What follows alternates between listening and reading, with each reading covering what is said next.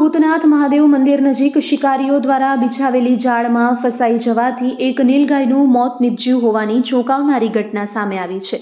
One વિભાગે આ મામલે ત્વરિત તપાસ હાથ ધરી દહેજના 2 સ્થાનિક રહીશોને ઝડપી પાડી તેમની પાસેથી 2 લાખનો તોતિંગ દંડ વસૂલતા ગેરકાયદે શિકાર કરતા તત્વમાં ફફડાટ વ્યાપ્યો છે।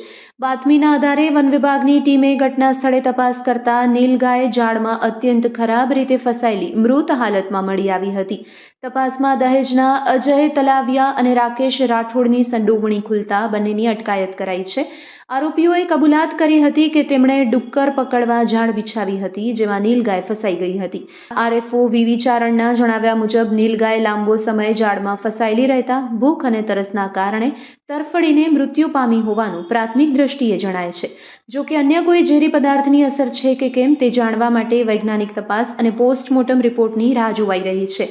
વન વિભાગે વન્ય પ્રાણી સંરક્ષણ ધારા હેઠળ કડક કાર્યવાહી કરી તપાસના ચક્રો ગતિમાન કર્યા છે।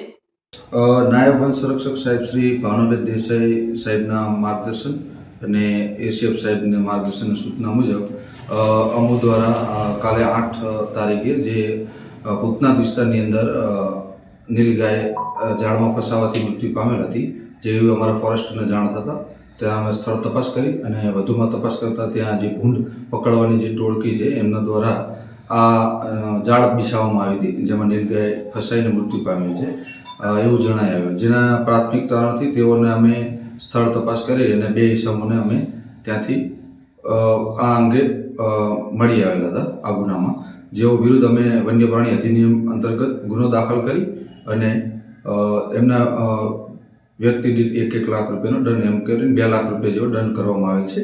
અને વધુમાં નીલગાયનું પીએમ કરી અને એફએસએલની અંદર મૂકી નીલગાયનું હકીકતમાં શું કારણે મૃત્યુ પામેલ છે તેની વધુ તપાસ અર્થે મોકલી આપવાની કાર્યવાહી હાથ ધરી છે।